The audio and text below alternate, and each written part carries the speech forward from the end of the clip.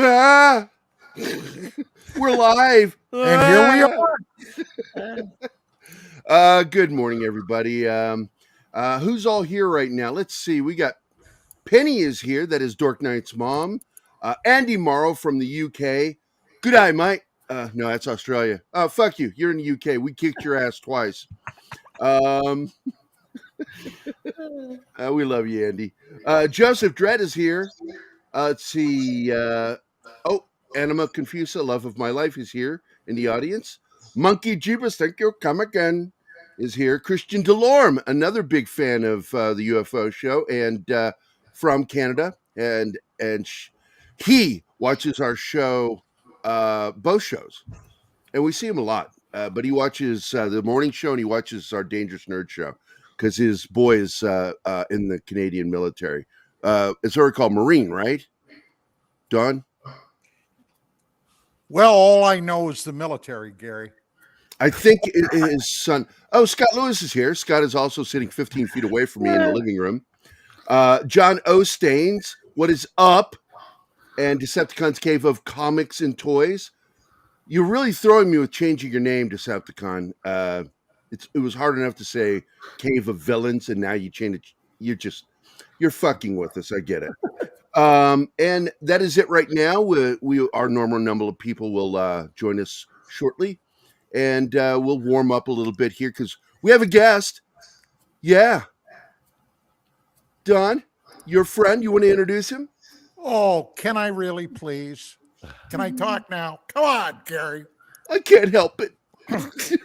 Yeah, well, today, excuse me, ladies and gentlemen, I'm very proud to announce that a longtime colleague, longtime associate, longtime friend, Mr. Robert Kiviat, is going to be joining us today. Now, if you don't know Bob's name per se, okay, you sure as hell know his work.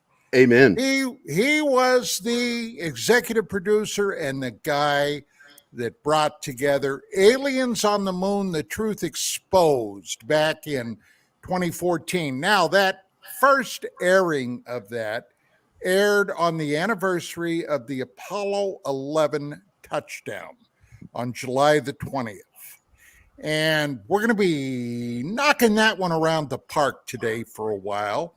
But Bob also did Are They Here? UFOs Caught on Camera, which has been all over the place, and probably one of his biggest shows, go back to the mid-1990s, Alien Autopsy, Fact or Fiction. And boy, was I in the middle of that mess. So, yeah, we're gonna be talking about a lot of stuff today. Bob has the inside track on so much of this, and I think when you leave today, you're going to be a little smarter. It's. I don't know with me. I don't know if that's possible, but I do want to say, Bob, because like on the thumbnail, I put our aliens on the moon, and then down at the bottom, I put the other part of the story. We're going to talk about 28 years ago was when that all happened with the alien autopsy, and I was in film school, still in the military too. I ruined you. And I immediately, the first thing I said is, that's not old film. This is the first thing I said. It's not even newly processed old film. It's just the grain's not right. And what did you think of it when you saw it the first time? Well, let's face it. We were looking at it as a mystery. Time magazine came to me after the third airing of it, and Don, by the way, the story is so involved. Don was there early, pre even my decision to even look at the footage. Right. Don heard about there was I don't know how much you want to get into it off the top here, but let's just get into it, and then we'll get back into the aliens. Well, on the moon. I called you up, Bob. I said, hey, I just got back, excuse me, from the United Kingdom. I had somebody come to me. It turned out to be... That's England, by the way, Britain, for those of you who don't know. Yeah, UK. I had been approached by a British UFO guy, Phil Mantle. And Phil Mantle at that time knew the alleged procurer. I love that word. He procured nice word, this video. Excellent word. Or what turned out to be this video. And the original bullshit about this whole thing was who they claimed originally had it. Right, the cameraman, and so let me... No. The big producer. You mean Ray Santilli? No. You mean Spielberg? Steven Spielberg. Yeah, let me try to unwrap it because I knew where you were preface going. this and I knew where you were lead going us down Don. this trail. All right. So what Don is saying is that the time that when this came out, and it's so critical people understand, in the middle of the 90s, I had been kind of leading this caught on tape idea. We had just done a huge story about this thing called the Guardian UFO landing in Canada when I was at Unsolved Mysteries. Unsolved Mysteries brought me in after doing work for Geraldo Rivera in New York at a show called Now It Can Be Told, where we got to Area 51. We shot down into the base. We sent Craig Rivera, Geraldo's brother, literally to like Area 51 and whack and hut the security people. We're terrorizing him on the shoot. He comes back and he yells at me when he comes back to New York and he says, Bob, never send me to Area 51 again. So I got to tell you, it was a funny story. So Craig is like angry, he's like a younger brother of Geraldo Rivera, right? So anyway, I come to Unsolved Mysteries. I bring him this Canadian UFO landing story. It's the highest rated show ever, I believe, at Unsolved Mysteries, which was a highly rated show. 1 out of 4 TVs in America were on this, a 25 share, meaning like Super Bowl almost ratings at night. Everyone was watching it. Well, that's not Alien Autopsy. Hold on. That was a show. That was Unsolved Mysteries. I wasn't even having my own show yet. That was a couple of years before, 2 years before. It was like the biggest talk. It was huge. So I went over to Fox, brought over all my other material. And before you knew it, I'm leaving that show 16 hours. We did 16 episodes. I tried to keep the show somewhat credible. It was a show called Encounters, The Hidden Truth. Don came over on that show, helped me do some astronaut UFO stuff. Remember Don? Yeah. And Don knew me back. And so pre-Alien Autopsy, Don is helping me bring to the public astronaut-related UFO stories, a lot of that. People that had seen UFOs in the space program, good precursor to what we're going to talk about in a few minutes. So everything was great. UFO footage, so we understand, was the rage. People were shooting on video cameras, VHS, high 8. In the middle of the 90s, guys, it makes this UAP shit look like a joke. I mean it. It was coming into me and a few other producers. We were getting amazing amount of unexplained footage all around the world. And I would hold this up to anybody to debate this with me. You look at my work at Unsolved Mysteries, the Guardian case, the Mexican UFO videos. Initially, I brought those, a few other cases. You look at my own 2 specials, just UFOs, the best evidence ever caught on tape, 1 and 2, which came out after Alien Autopsy on Fox, mainly because of the success of Alien Autopsy. These shows showed about 50 videos to this day that no one can explain. Incredible structured footage of craft in our skies, different shapes. No one knows what the fuck they are, pardon my French. And to this day, we don't know. And you know all about the video. Who shot it? Who was there? None of this like UAP, 14 seconds of a little thing moving and the guy goes, ooh, wow.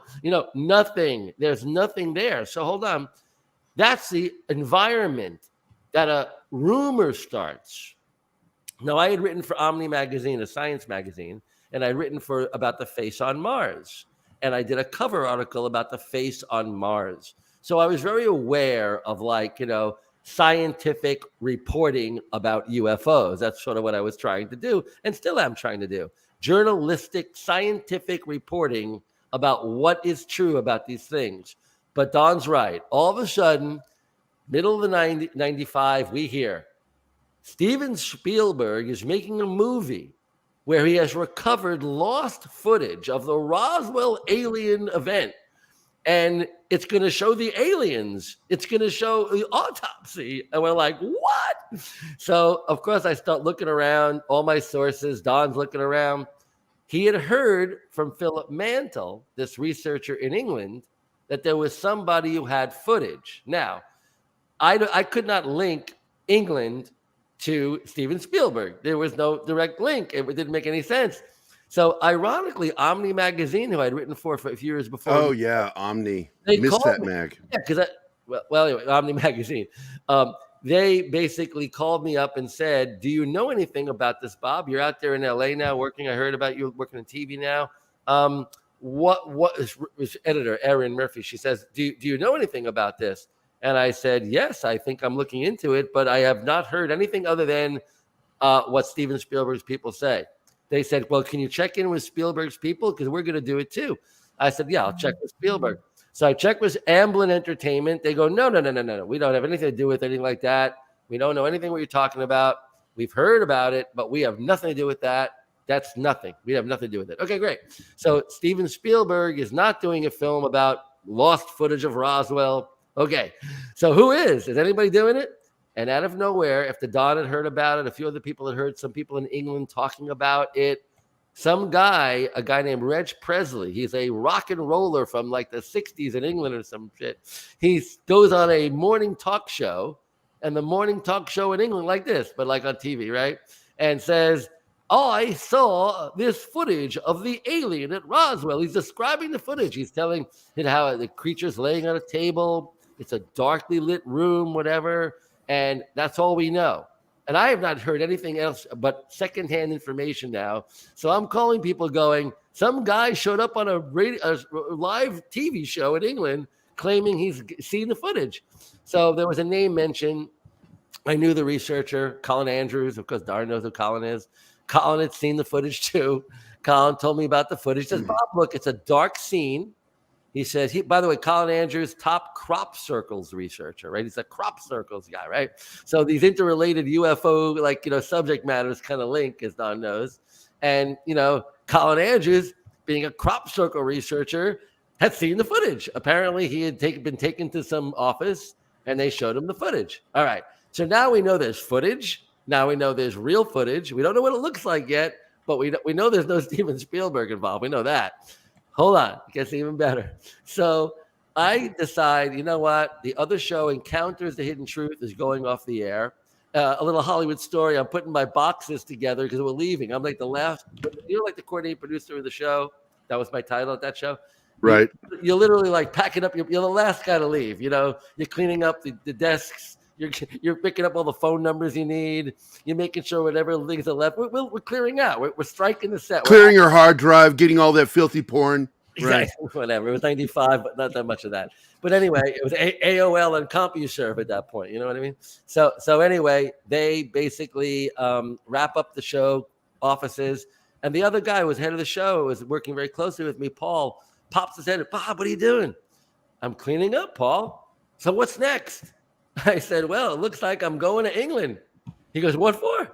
I said, "There's allegedly an alien autopsy footage video floating around, and I'm going to go check it out." I said, "Do you want to be on this with me at all?" No, I'm out. I'm out of this whole crazy UFO. I'm out of this whole mystery stuff. I'm leaving this stuff for a while. I need a break. I said, "Okay, see ya." A few weeks later, I'm on a plane to England, and the rest is history. There's a guy named Ray Santilli. He's this kind of interesting type of businessman. Seems more like a car salesman in New York. I guess he would be more like that, but a little more sophisticated, but still very much a salesman. What can I sell you? No offense to anybody from England, my bad accent. What can I sell you? Is usually like what comes out of his mouth is, how can I sell you, and what can I make on you financially? That almost exuded out of this guy. That's kind of a turn off. Fraud, and bullshit. Yeah. But hold on. He told a very compelling story about going to Cleveland, England, Cleveland, Ohio, Cleveland, in our own country here, coming here, finding this old cameraman. He had old footage of Elvis Presley doing some musical event in the 50s. The guy was old enough, allegedly, to have been at Roswell. He had the footage. He was going to sell it for $100,000. Well, the story was he was a combat photographer from World War II. Right. So he had all the credentials, according to Ray Santilli. Now, everybody in the world at this point who was interested in it makes today's UFO interest look like a joke. There was so much. Don had a great magazine with Vicky, his wife now, UFO magazine. There was another one in England coming out every month or bi-monthly. There's no doubt that at this time in our history, there was a building of interest in UFOs, and credibility was of the utmost importance. People were smart. If they see a fake video or some story that was bullshit, they were like, come on, we want the real shit. Stop that, right? So people were a lot more in tune with credibility and things like that back then, believe it or not.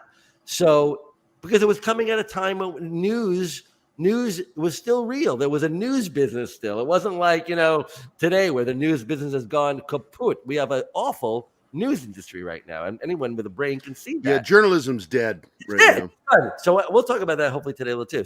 So I'm trying to be the journalist on a story that very few real journalists are looking at, but the world is fascinated with this subject matter. And in comes this guy, Ray Santilli, claiming he's got this footage. So I fly to England.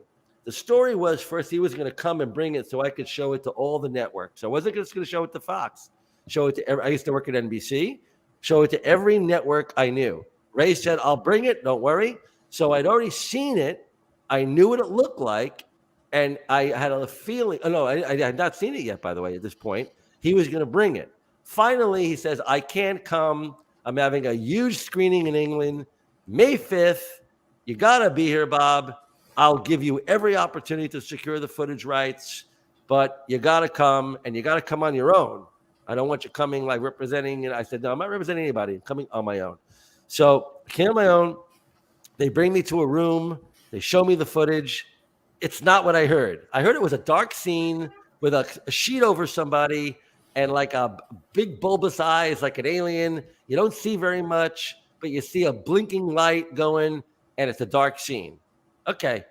Ray Santilli pops the tape, and it's this amazing autopsy of a creature with a brain coming out. And I'm like, what? This is not what I was told I was going to see.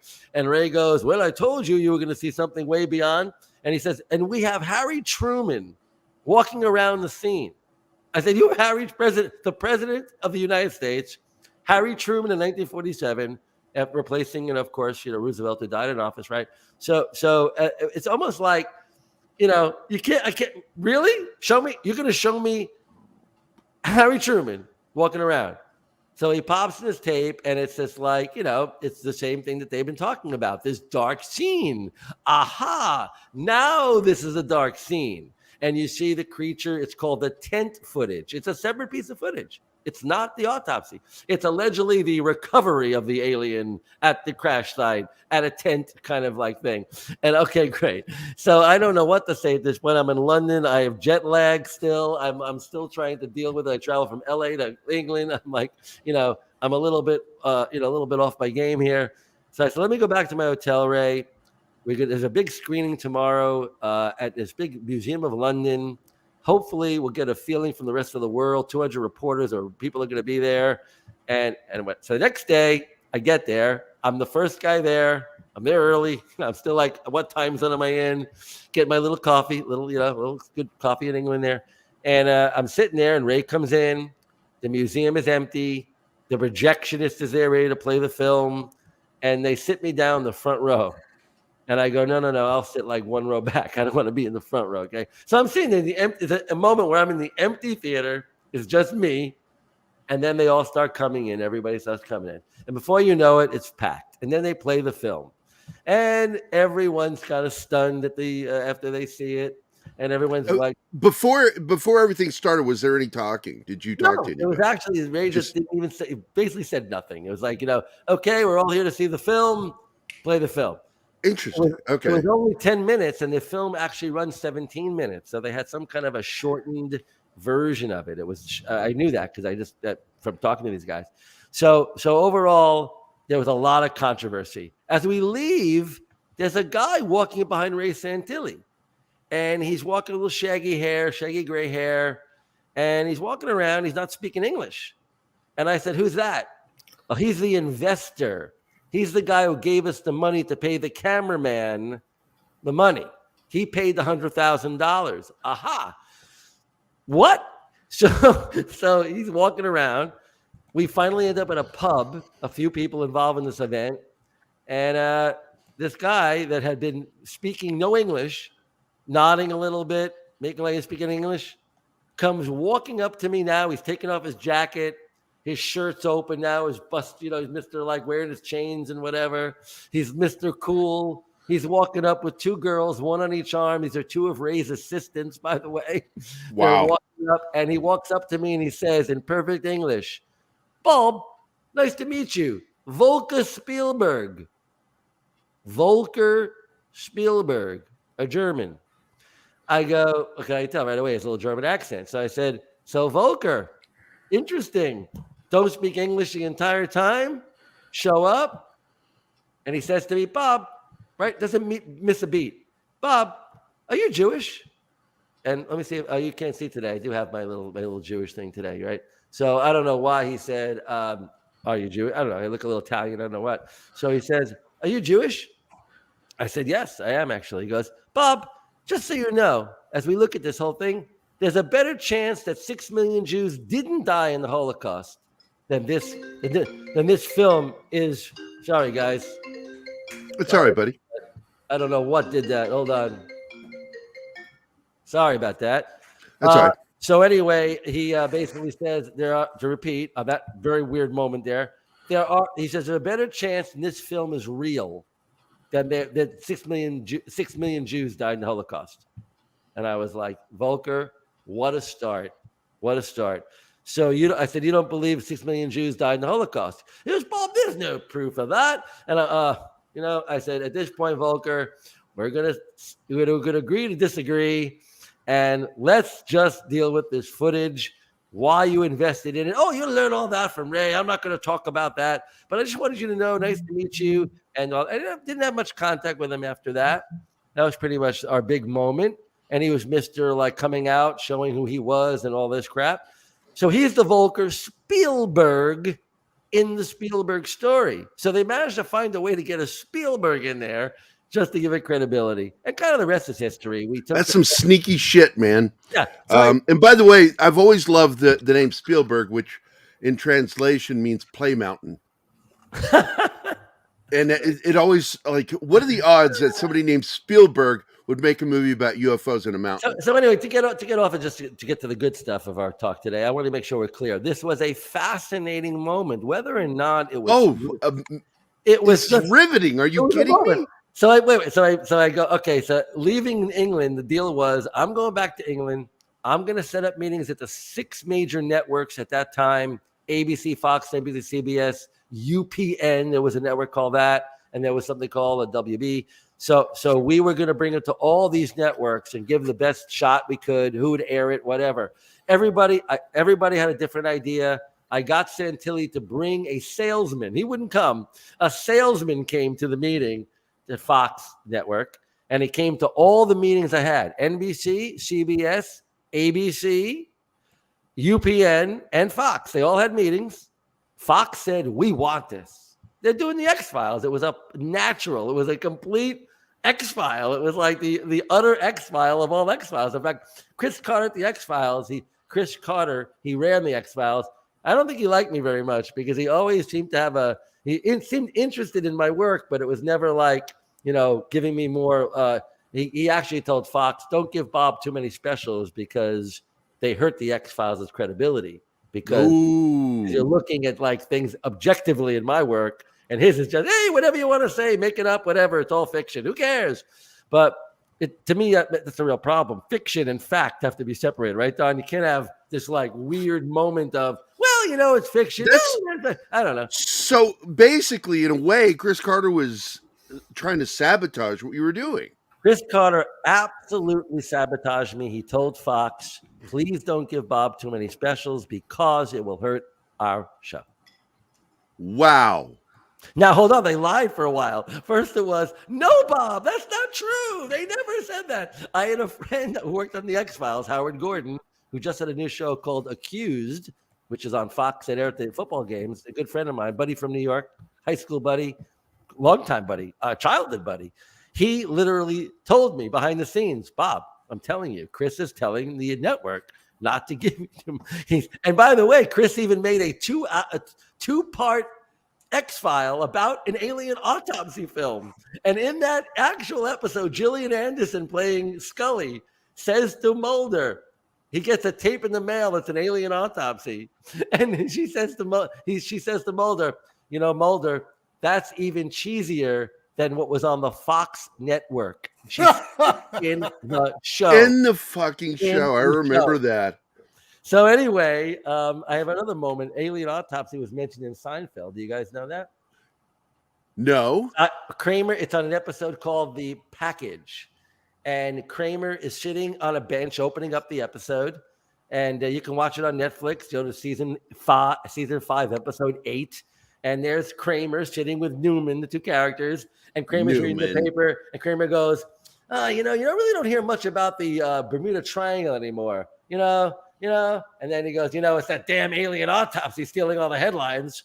So then they talk about the Bermuda Triangle. Newman goes, what do they do? They go, what do they do with the water? Meaning, what do the aliens do with the water when people vanish in the Bermuda Triangle? It's one of those like really inside things you got to say.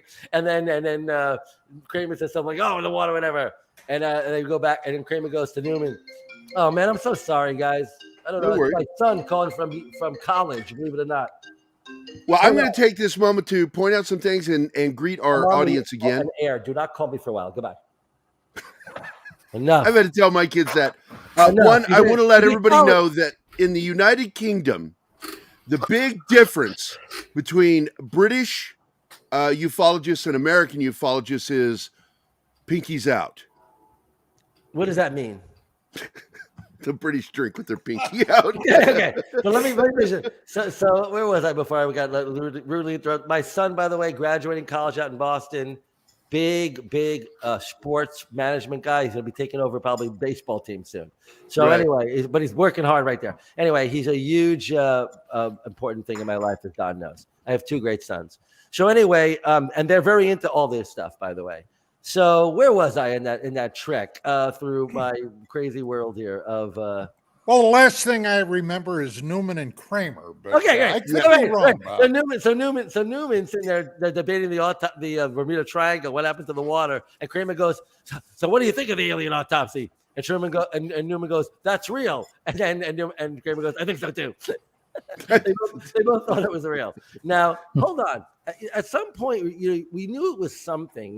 We knew that whoever created, if it was a hoax, it was extremely lavish. They went through a lot of effort. They created a false story, a narrative of Spielberg involved. They made everybody run around the world figuring out what's going on. And then, on top of everything else, Ray said you would get to see the cameraman. You will get it. He told people at Fox, he told me, we are going to meet the cameraman. We're going to meet him. So we figured eventually we're going to meet somebody. There's going to be someone we can grill at least. But Don had his doubts. And to give Don credit, Don was going to be a consultant on the show. Fox made it very clear to me. They said, Bob, look, your budget is so tight that we trusted you as the journalist on this show. If you want to bring another journalist on, there's not much of a budget. You better think about everybody. They really gave, and I called Don, and Don was like mad at me, probably like didn't believe me, but they were very, very short windows of time here. We're talking about. Well, do you remember what I asked you? Yeah. I don't know which. Well, moment. when I came over to your office, Vicky and I came over to your Right. We office finally got to the see the right. footage. Right. Yeah. You said, Don, here's your desk. Here's your Right. phone. We You actually can got that start far. today. We actually got And that far. I I had said, longer wait a hair minute. then. Yeah, I remember Wait the a whole minute. thing. I said, Yeah. what are we talking about money-wise? I And remember you sitting in looked my at the floor and you looked up like and no you money, said, no money. well, Don, I don't have a budget for that. And do you remember what I said? It Did wasn't pretty. Jonathan Frakes get a fucking budget? It wasn't pretty. And by the way, Jonathan Frakes, I could barely afford him. You know, the first person we went for, even Frakes knew about it, was William Shatner. We asked William Shatner to host the show, and William Shatner wanted half our budget. He wanted like half the budget of the show. So basically, William Frakes was budget William Shatner. yeah, as Frakes Jonathan said, it, Frakes. Frakes when Frakes and I were going to the shoot in Roswell, we were driving to Roswell. We couldn't get a plane to go directly from LA to Roswell. There was very difficult ways to get that. So we had to go, and so he had to drive in a limo and all thing. So finally we met at the airbase and a drive to where we had to go do the shoot and all. And literally in the car, he turns to me and he goes, "So you went for the bald guy first and I was second, huh?" Yeah, that's one of those. That's funny. So I was like, he wasn't really nice to me when we first met, but he turned out to be a real charming guy. He turned out to be one of my most incredible guys to work with. It was Alien Autopsy 1, 2, and 3 airings of it. Fox then re-aired those airings. We had 5 airings of the show in like a year. It's ridiculous. No show has ever been on a network like that. And it rated. It was getting so much press; it would be ridiculous not to. But here's the thing: it rated every time.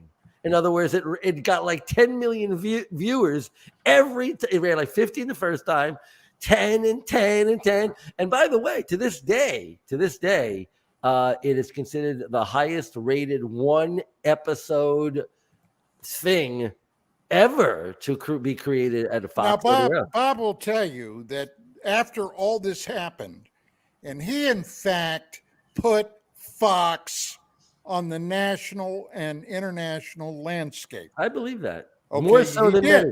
You know what? So yeah. They started treating Bob like the redheaded stepson. Yeah. Okay. It's true. And so Bob calls me up and he said, "Hey, Don," he said, I got an exclusive for you if you want it. I'll give you an absolutely behind the scenes look at what all this alien autopsy bullshit was all about and name names. Well, I ended up doing a 3-part series in UFO magazine, and I ended up getting banned by Fox Network because I kept calling them up, trying to get this one yahoo on the record. I forget his name, Bob. There is a definite. I'll add one thing. I want you to finish your story, Don. There's one publicity guy at the Fox network who took a real defensive position for a guy named Mike at Fox, Mike Darnell. Oh, Mike yeah, Darnell. Mike. Right. So Mike Darnell, who was the guy who agreed to put this on and help make his career, he admitted that at the TV Academy a few years ago. He told the entire story, Don. You got to see Mike Darnell today telling the story back at the Alien Autopsy. He got almost everything right. I'm not going to say he really changed it. He told me. Now, this was the same guy that gave us the secret story behind a 300-pound fucking tumor. Mike, what happened was Mike launched his career on my show. My show launched his career. After that, he was so into this phenomena stuff that we did many specials. But he was the one who was told, you can't do too many with Bob Kiviat because Chris Carter of the X-Files doesn't want too many. And I found that out later. How much Mike knew about that, I don't really know. At a higher level, it was done at a level above, I believe, Mike and people like that. So anyway, Mike ends up lucky enough when American Idol came around a few short years later, Mike got the show. And Mike Mike became like super executive at Fox because of American Idol. So I feel I gave Mike the one opportunity in his life by having that hit show, he was able to keep his career on track. But he didn't want to talk to me. But you understand, they don't really believe. A few years later, to wrap it up on the alien autopsy, Mike knew that I had an inside track about the Bigfoot film, the famous Patterson film. I had done a show in New York with Geraldo Rivera about Bigfoot, maybe appearing in Cleveland, believe it or not. And Geraldo and I did an episode. And then after it was on, a guy called me up named Clyde Renke. And he goes, Bob, I'm Clyde Renke, and I was behind the Bigfoot hoax. I hired the guy, Roger Patterson. I was working for this company, American National Enterprises, and we faked the Bigfoot film. Patterson's a phony. He was a liar. Okay, so I had this exclusive for years. Mike Darnell knew about that. He says, Bob, why don't we do World's Greatest Hoaxes? We're going to do Bigfoot. You know about Billy Meyer. I told about Billy Meyer, the fake in Switzerland. That's a story in itself. The Billy Meyer UFO cult in Switzerland. And we're going to do a few other cases, Loch Ness Monster. And I go, Mike, the alien autopsy, right? I can finally break it now as a hoax. I have enough information. We found out different things. It's been 3 years. Come on. Nope. Do not want you to use that. Do not use it. Why? Right. I'm like, what the? I said, by the way, you promised me if I break it and I find out stuff like Don's talking about to expose it as a fraud, then we're going to do that. They didn't want me to. And finally, a new guy came into power there. And finally, they said, yes, alien autopsy must be in the show. It wasn't like it can't be. Now it must be. And I'm like, you guys can't make up your mind. So finally, was able to break the alien autopsy as a fraud in World's Greatest Hoaxes. Not fully. I didn't get the full chance, but most of it we were able to expose as the fraud. And we explained it. World's Greatest Hoaxes, you can get it, and you can watch the show. But anyway, we'll talk more about that if you want. Otherwise, Don is so right. With NASA launching the new Artemis mission, we have a chance. This mission now, they're going to, if everyone doesn't know this, they launched another rocket a few weeks ago. It was the super duper Apollo rocket that they've been talking about for years. It's like Apollo on steroids. It literally launched fine. It launched a new capsule. It circled the moon a bunch of times, took amazing pictures. It's going to be dropping down on the moon with astronauts in 2 years, a man and a woman. And Don and I believe, and everybody behind my last show for NBC Universal, Sci-Fi Channel, aliens on the moon. We all believe there are many areas on the moon. They should be dropping the astronauts down to look at those areas where there could be structures that Buzz Aldrin did not want to talk about a few years ago. So, Buzz by the way, Buzz just got married. Buzz just married a little hottie. I don't know if you saw this. Buzz is like, rocking and rolling with his. Yeah, I saw that. That dude's still going. Buzz, I love it when he decked that fucking moon landing denier. Bart Sibrel. John and I were talking about that just the other day, how awesome that video is of him. Called him a coward. And that was when Buzz says, I've had enough of you. You got to give Buzz, yeah. It was like a quick shot. It wasn't a sucker punch. He was looking right at him. He spun and just knocked him. I got to do something here, Bob. One, welcome to the show. We're so glad you're here. My pleasure. Hey, Martin, would you do me a favor? Put the image identifiers up again. And I want to say that we have our audience is pretty much here right now. We have D. Bud Martin, Christian Delorme, as I have brought up before. Let's see, who else? Joe's Atmosphere, Real Wade Nation under another name. I'm just going to call you Real Wade Nation Wade. Slasher Fred, Alex Moore from England, of course, Sean E. Step, Dr. Shadow Dragon, Fish Belly, who's a new viewer, Zax, a.k.a. Kyle, is here, and Mark Center. Welcome, everyone. Mark Center. Yeah. There's a name of the past. Now, here we go. Christian Delorme with a $5 Canadian super chat said, hey, Gary, I commissioned Joe's Atmosphere, and now I want to commission you for a special picture. He's in the Army Signal Corps. Okay, that's awesome, dude. Get a hold of me. And if you didn't know this, Bob, I'm an award-winning comic and film artist. I could tell. Yeah, I've worked in the film and comic industry for 25, 30 years. First movie I ever did was Running Time with Bruce Campbell. Cool. And when what is it? Synapse Films bought the rights to it so they could put out a 4K version of it. Oh, cool. They couldn't do 4K because it was from 16 millimeter. So they just put it out on HD. Yeah, it's not exactly 4K, but yeah. Yeah, so they put it out, they bumped it up to Blu-ray, and it's a really good copy. And they commissioned me to do the new artwork too. So I got to do the movie twice, 2 posters for that movie. Very cool. Very cool. But Christian, I will be glad to do it. Just get a hold of me privately. Let's see. And again from Christian, $2 Canadian. And a shout out to the lovely Penny. Thank you. And Penny loves the hellos. And of course, you are from Canada. And for you, I will play.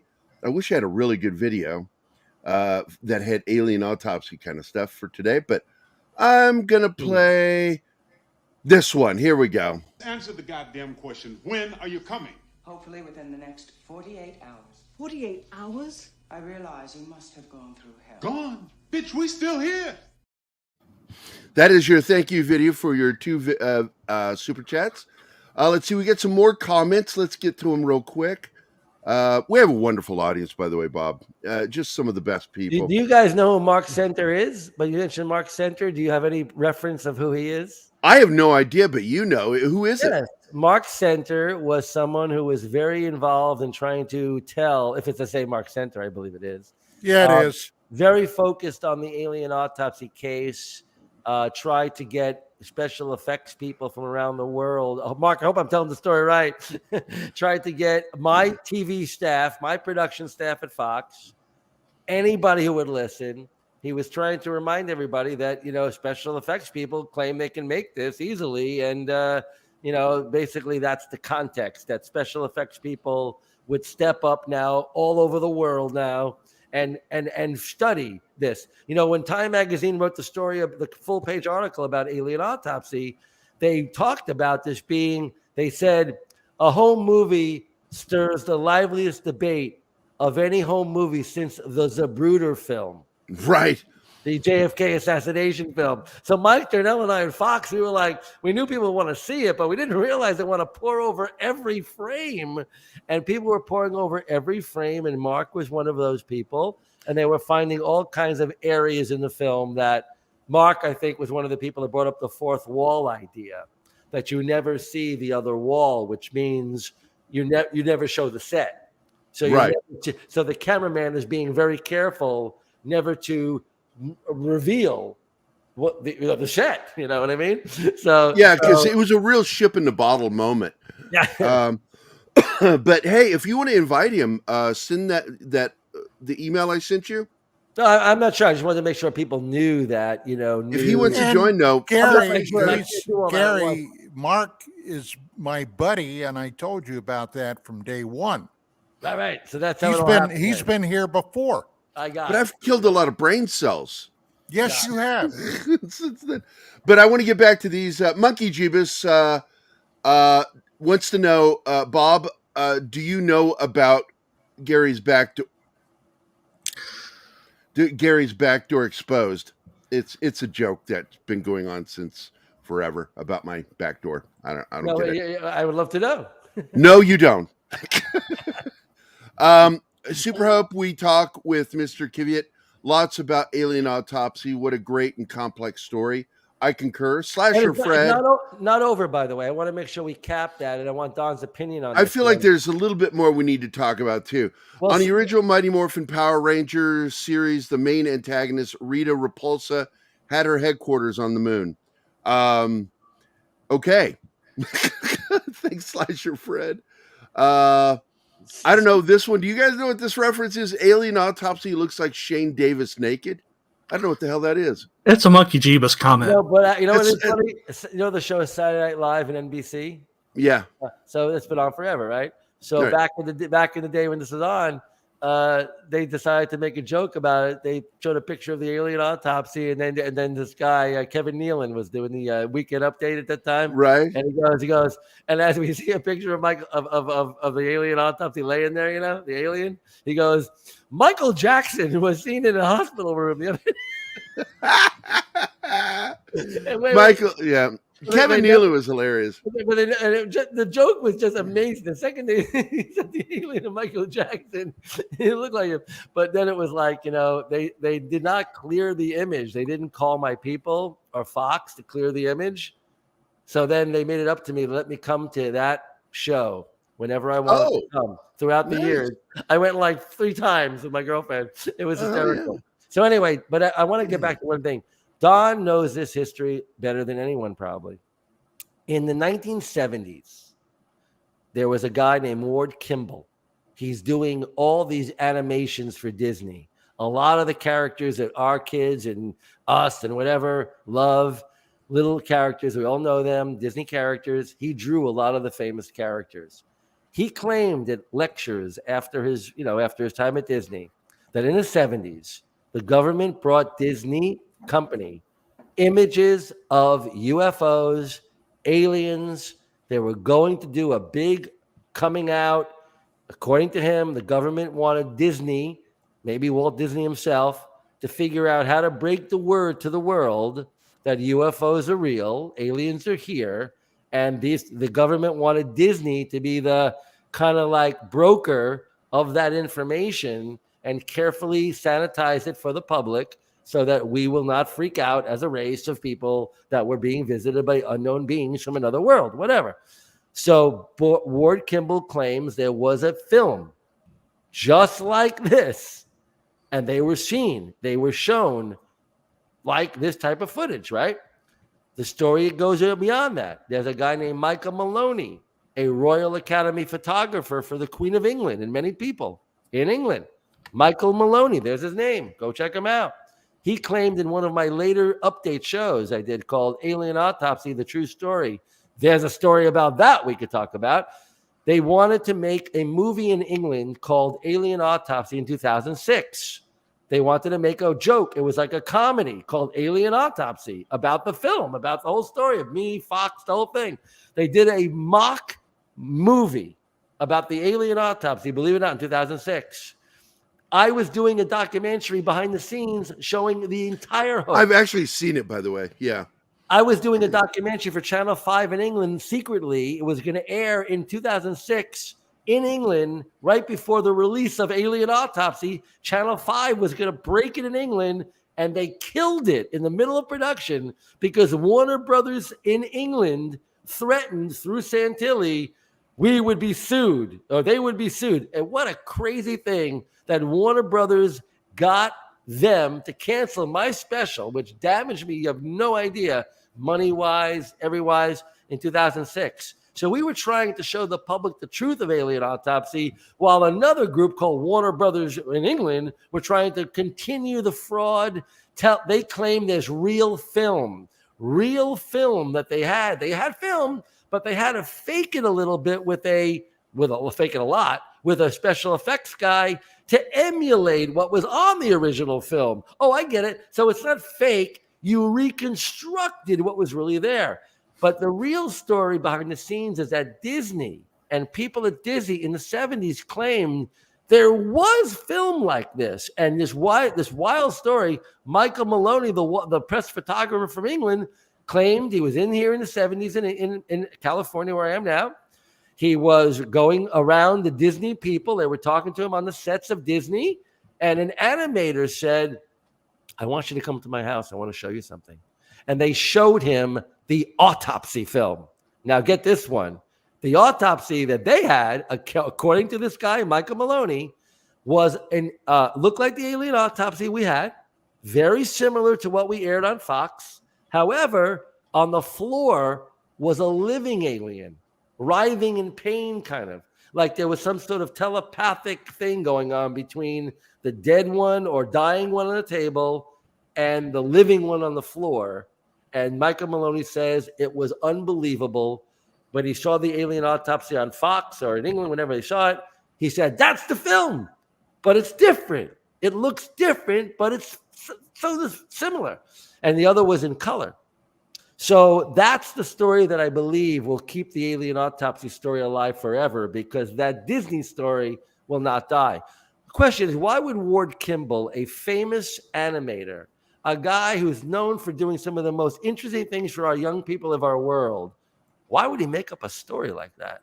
It's Lecture. highly unlikely that it would be a lie. Highly So unlikely. Jonathan Winters, remember the old Jonathan Winters character, a comedic guy? Right. He ended up doing a weird, goofy replacement show that's like a goofy cartoon almost about UFOs instead of showing the public what's going on.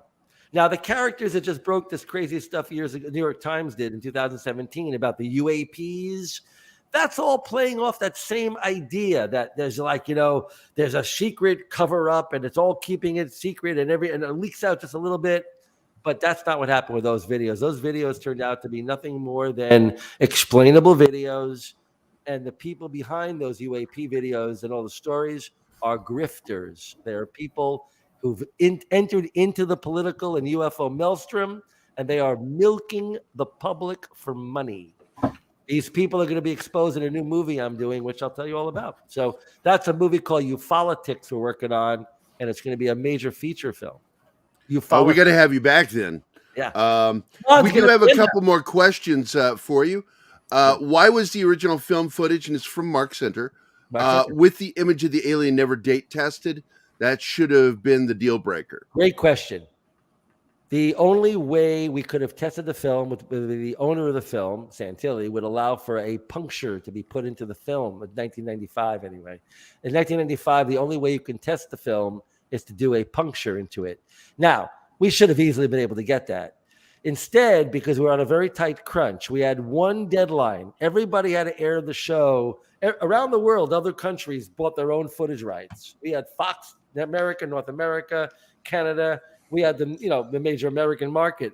Other countries had other rights. They could air the show, their own shows, on the same night, August 28th, 1995. If we didn't go on that night, we would lose our exclusivity. Around the world, CNN, everybody pick up copies. So right. We also had a plan that if we found out it was fake during our production, short production window, 5 weeks, we would still show the public during our production, forget our special, we're going to show it's a fake on the news and be done with it. We were not going to perpetuate the fraud. Anybody who says we were keeping it secret, we really knew it was a fake, all baloney. We suspected, we had all reasons to believe the story would not be what he claimed, but it was a great story, so we played it out. Now, I got to tell you, the Ward Kimball story keeps me going. I got to tell you. Well, Bob, hold that thought for a second, because I want to chime in on this business before Fox aired the original broadcast. I had been on the phone with Ray Santilli. I think I did 2 phone interviews with him. Really? I didn't even know that. And this son of a bitch was about as slippery as they Ladies came. and gentlemen, you got the son of a bitch of the morning right there, Don Ecker.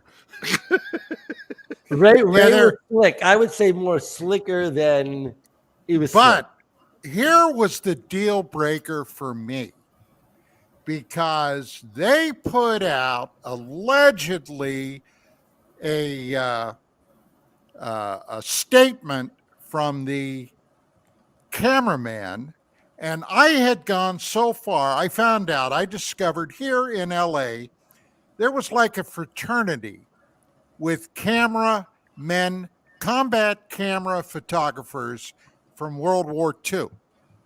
And I actually brought 1 or 2 of them on my radio show then, UFOs Tonight, which I was broadcasting for CRN. Legendary, Don. That was legend.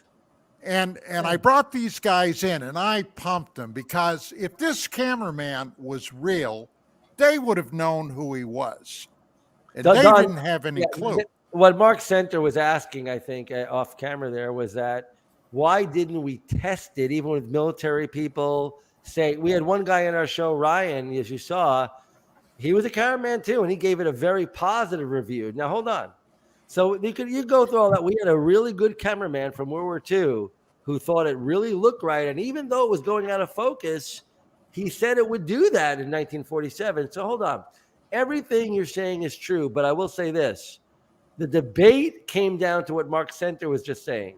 Why didn't we test it? First of all, we didn't get the film. We never got access to the film. The only thing they did produce was a leader. Let me finish. So the reel, though, here's what we did do. One of their people brought the canister that was supposedly the film. They brought it over to Kodak in England and in America.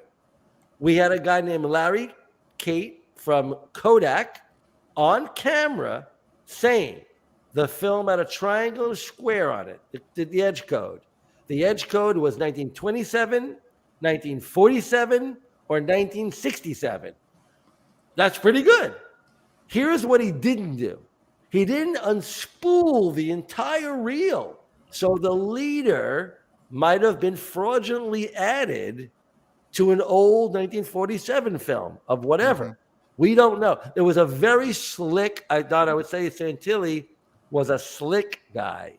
He was slick enough to kind of just move the ball up the field a little bit in a story that you go, all right, we'll give you a little room here until we can finally get to the bottom. But just like the Hitler Diaries, the hoax years ago, the Howard Hughes biography thing, the Hitler Diaries, we have Santilli saying in the show, this is not like the Hitler Diaries, Right. He said right on. But here's the thing I wanted to stress, and it was a cultural thing between the UK and the United States. Interesting. All right. Sure, yeah. It was allegedly a statement that Santilli released. That Santilli released from his office. We got to get back to let's hold on for just a second, Don. We got to do our commercial break, and then on the other side of it, let's finish this question and also deal with John Ostein's question here about lawsuits and rights, because I think this all leads right into it. I love that question. Love that. But I want to finish this damn statement about. He will finish. The statement. He will finish. Damn right I will. God damn right. You got the commercial break lined up, Martin, or do I have to do it? Hi guys, this is Gary from Pop Culture Minefield here on KGRA, and we're leaving for our first break. I hope we survive. A birthday without her mom, an anniversary without her husband, her wedding day without her dad. These are the days when military families feel it most of all. The loss of their soldier, their sailor, their airman, their Marine, their Coast Guardsman. Families never forget their loved ones lost to war or illness or suicide. Families never forget, and neither do we. We are TAPS, the Tragedy Assistance Program for Survivors. We provide resources, support, and comfort to heal the hearts and meet the needs of grieving military families, all at no cost to them. Your generosity can make an enormous difference in the lives of the families of our fallen military heroes. Our military families need to know they are not alone and they are not forgotten. Show them your support at taps.org.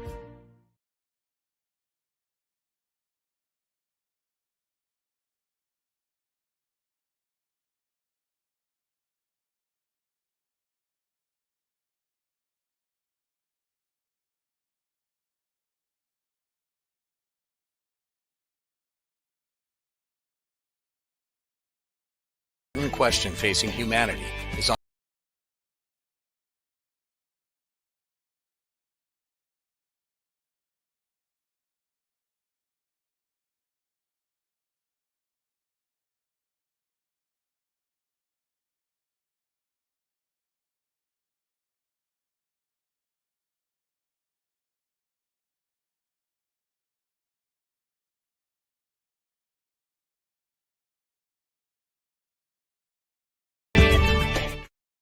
Hey members, the new KGRA DB app is now available on iOS and Android devices.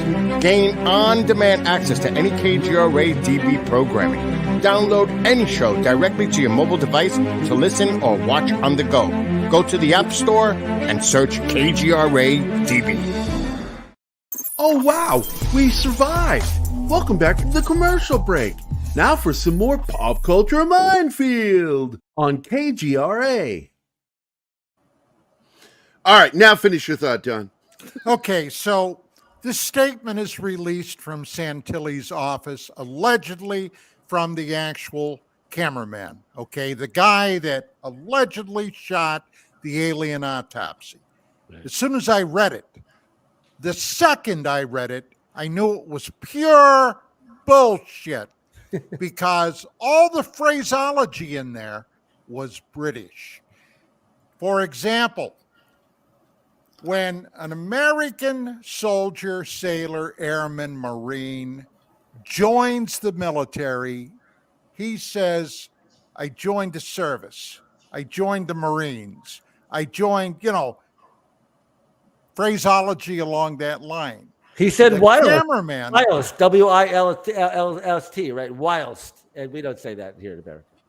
Yeah, the that's cameraman said, when I joined the forces in this statement. The second I heard that is British Commonwealth terminology. That's how they talk about the military. But I joined the forces. I want to make a contemporary comparison, though, just because we keep this, because a lot of people may not have all the vernaculars here that Don's bringing up here. The issue is they had a statement from the cameraman written on paper, okay? So this papered statement is what Jonathan Frakes, our host from Star Trek, read in our show Alien Autopsy, Fact or Fiction. Jonathan read it with emotion. Jonathan is an actor, it was great. But Don's right. If you got into the details, if it was a courtroom situation, a lawyer would say, that could not be written by an American. That's not the way American speaks. There are many, many problems with this story. By the way, Santilli had an answer for that. There was a translation done. It's English to English, so I know what they're talking about, right?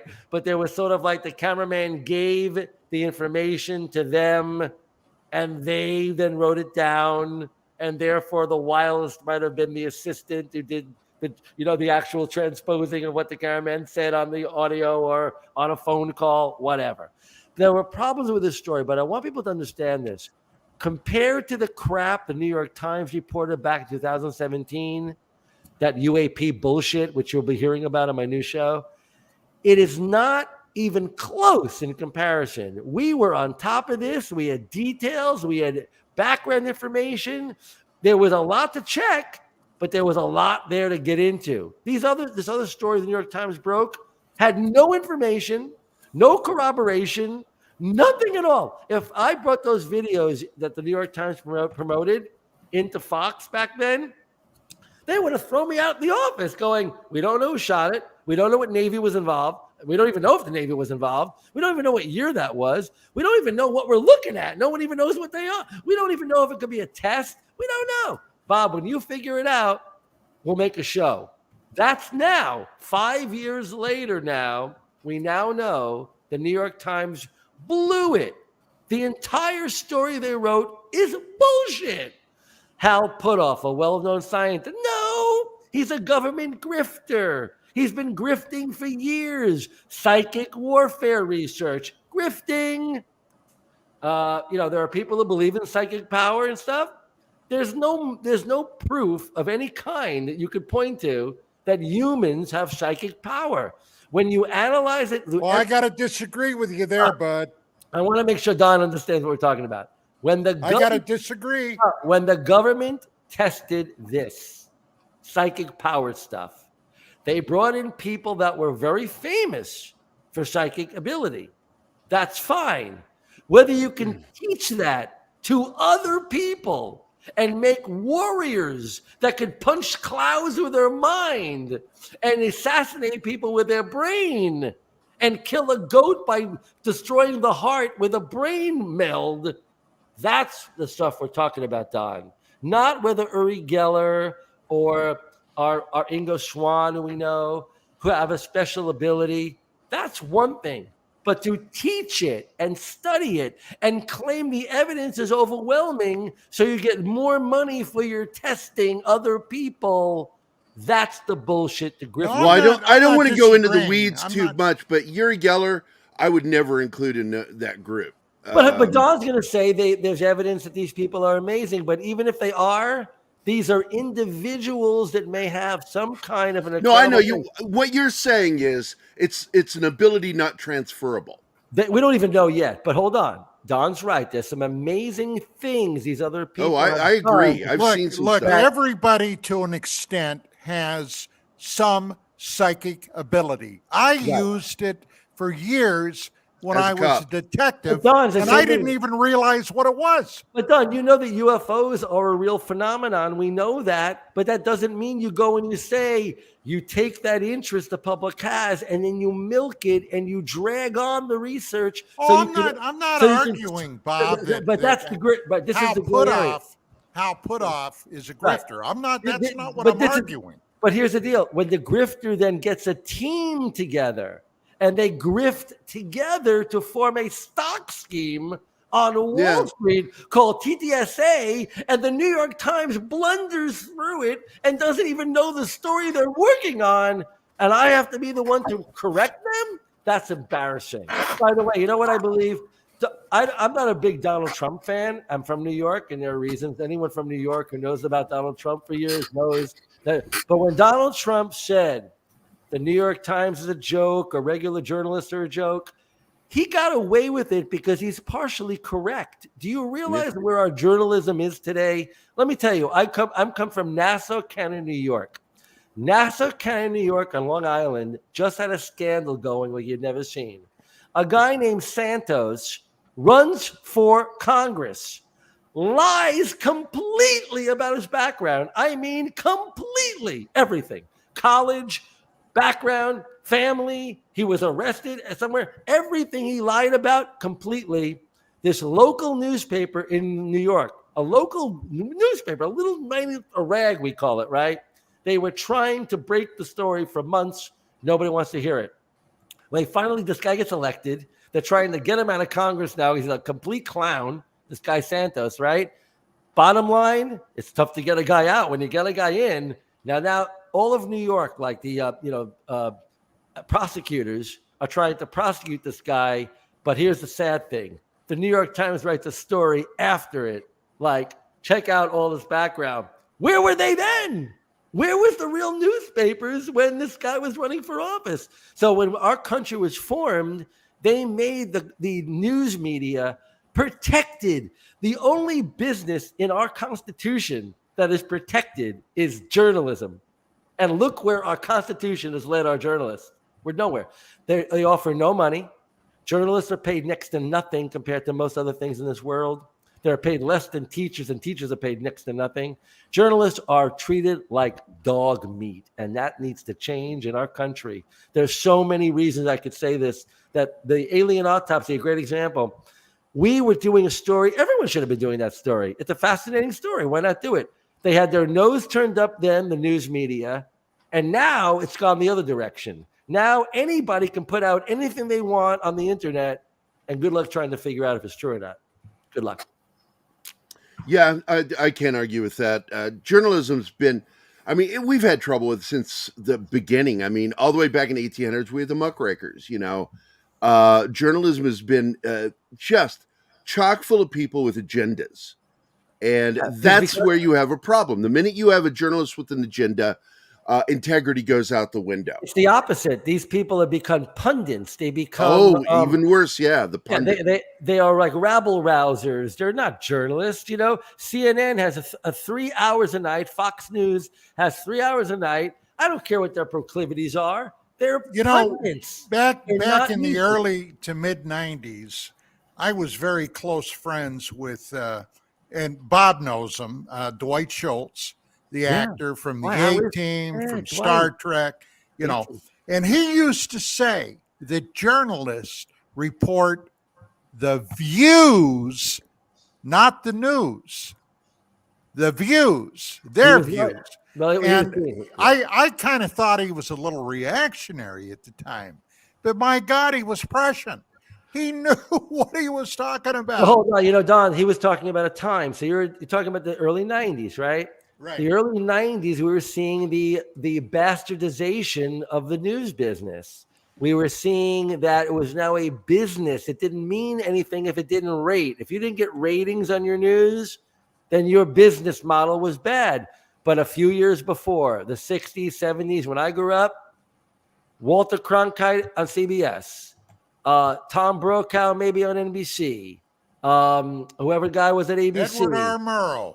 But these were people that didn't have those views. They were very much trying to tell you what they believed to be the fact, because the other network was trying to tell what the fact was. So if you didn't get the fact right and the other guy got the fact right, you look like an idiot. So there was a competition to be right, a competition to be news people. Now, Woodward and Bernstein. Woodward and Bernstein were like my idols. I'm in my high school. I'm a junior high kid, and I realized I want to be that. I want to be out there digging, knocking on doors, figuring out what's going on. I want to be that guy, you know? And that's what got me into journalism. Where are those people today? There's no motivation. If you're a talented, let's say you have the talent to be an investigator like Don. Don can do it for the police. Don can do it for the news media. Don can do it for his own UFO magazine. Don has that investigation skill. Let's say there's a young Don Ecker right now growing up in New York right now. He's a 13-year-old kid right now, 2023. Is he going to be a journalist? He'll analyze. He has all the skills. He's got all the natural instincts. He's a good writer. He's getting A's on all his papers he writes. He's a great, great writer. He's interested. But then he realizes, wait a minute, what's my future in journalism? What is your future in journalism? There's the New York Times. You can bear if you work for the New York Times, and if you want to work for them. Let's say, how do you even live in New York? You can't afford to live in New York. They don't pay you enough money to live in the town that you are trying to report in. You can't make enough money as a journalist to make it work. Something's got to change. Something has to change. I don't know. And from personal experience, I got to point this out. I've worked for magazines as a journalist, oddly. They pay nothing. But I was initially hired to be the magazine's artist, and then they started like listening to me at parties saying shit to people, and the senior editor was like, "You're very funny. I want you to write for me." And so I started writing articles, and it would be I editorialized movies. I would make fun of movies, and then I started doing reviews, and I found I made less money as a journalist than I did as an artist. So I went back to doing artwork. Do you realize, when we talk about journalists, let me tell you what, when you get a job at a newspaper, let's say a local newspaper today, if you even could find one, they give you the job of going to the school board meetings at 2:00 in the morning, and it is like the worst job. So if you're not encouraging people to be that profession by rewarding them with money, then what motivation do they have? They can't pay their bills. They're not going to be a journalist. I was offered a job roughly. I'm not going to say like they gave me the job offer, but I was I ran my college paper up in New York, upstate New York. I graduated from a college, SUNY State University of New York school, upstate New York, big college, 15,000 people. I ran the college paper right near Rochester. Right now, at that time when I was coming out of college, a brand new paper was coming out, USA Today, brand new. Wow, it's going to be color newspaper. When they told me how much I would make my first year there, I couldn't even believe it. I was like, what? Huh? How am I going to live on that? So I went to work in New York, in Manhattan. I literally was offered the amount of money. They didn't say you could have the job, but they said, if you want the job, you need to come interview for it. And I said, well, listen, I'm from Manhattan. I'm from New York. I'm going back home after I graduate. How much do they pay? A brand new newspaper in the mid-'80s couldn't even pay you enough to justify you staying in New York, in Rochester, and working there. That's unacceptable. Yeah. I agree. So a college kid, here I am. I want to be the Woodward and Bernstein. I'm really excited. I can't believe I'm going to get a job at USA Today. How much are they going to pay me? Wow. Right. I got to tell you, just with the comics, I was up for gigs with both Marvel and DC Comics back in the 80s. And in the 80s, there was no such thing as being a freelance independent comic book artist. You had to be in the bullpen. You had to work. You had to go to New York and work in their offices.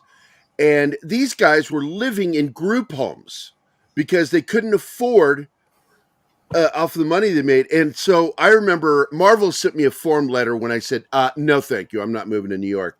But Dan Didio from DC Comics wrote me a personal letter complimenting my artwork and saying that he was sorry I was coming. And I kept that for years. It took 3 divorces for me to finally lose that letter. But I love that. Exactly. You need to get a few divorces to lose your stuff. But that he personally wrote that, and he said it's a shame. Maybe one day it'll happen. And then I finally got my chance to work for Marvel about 10 years ago, and it died on the table because my political views came out because of my association with another well-known established comic guy, Chuck Dixon. And I'm close friends with him, and Marvel hates Chuck Dixon, still does. Wow. They still hate him because he's conservative in an environment that's not conservative.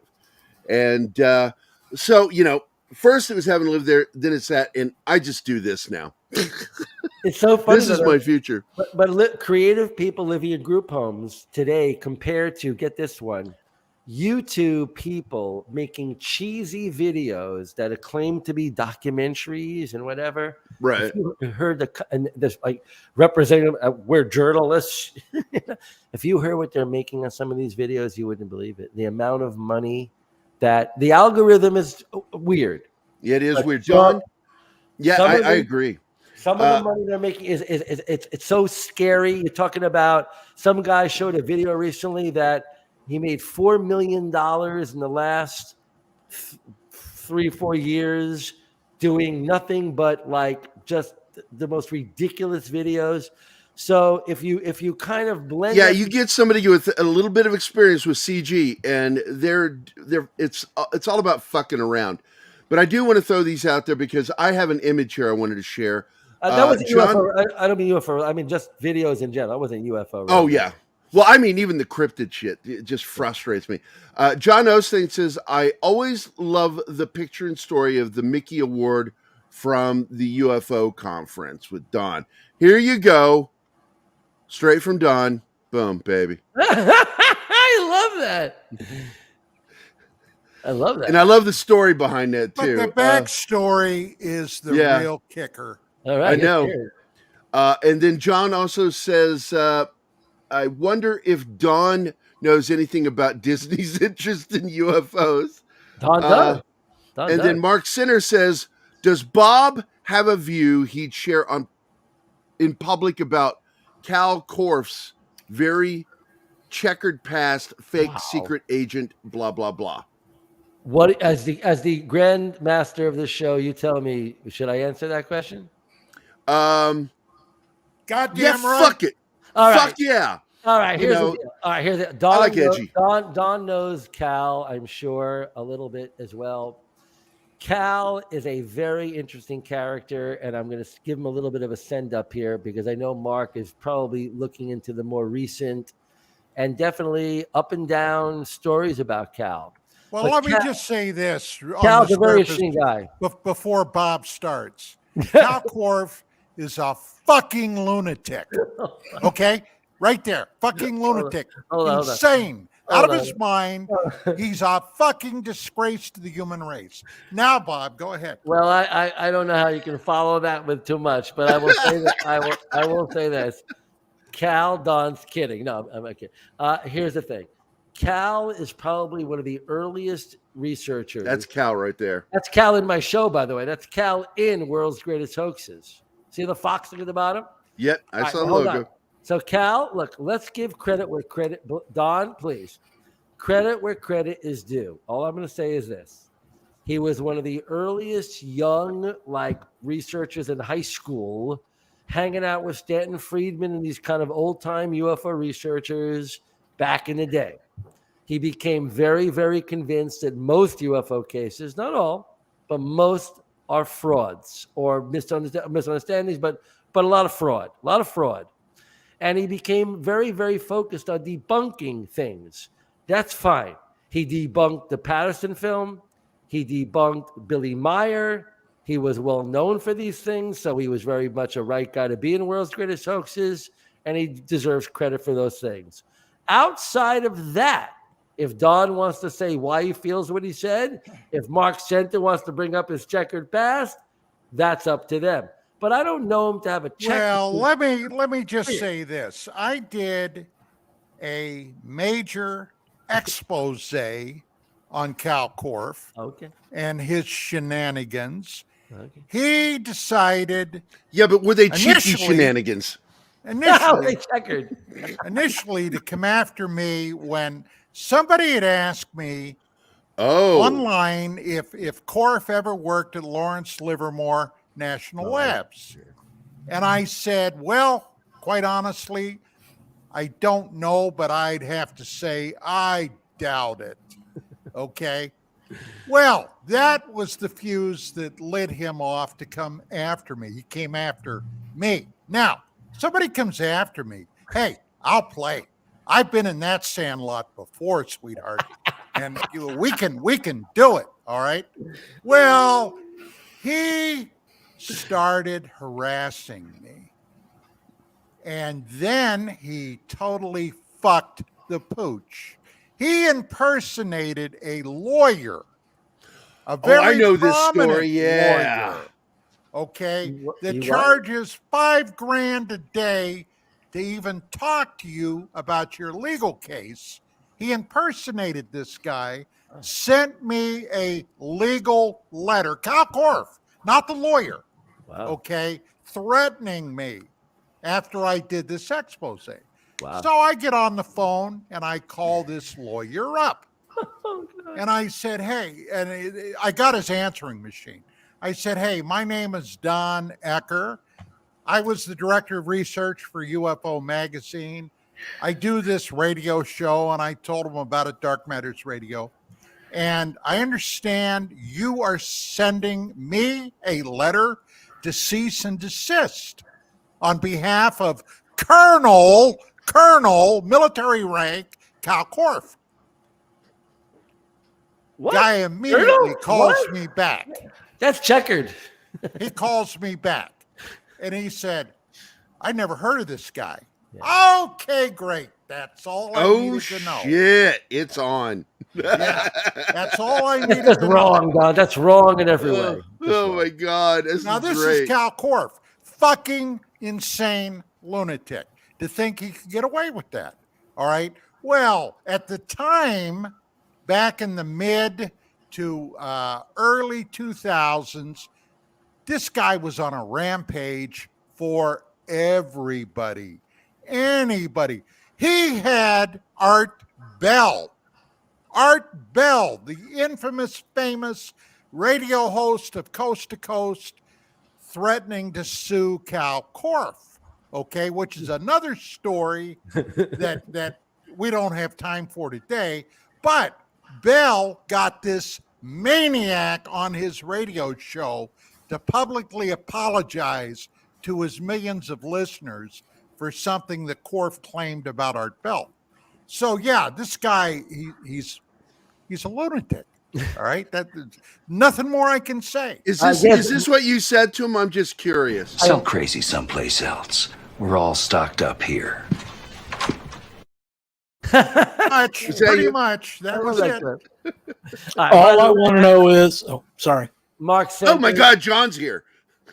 Mark Center got more than he bargained for there. Okay. All I want to know is when is the Don Ecker life story coming out? Because I want to see that movie. That's a story right there. By the way, I want to say one thing. Talk about journalism.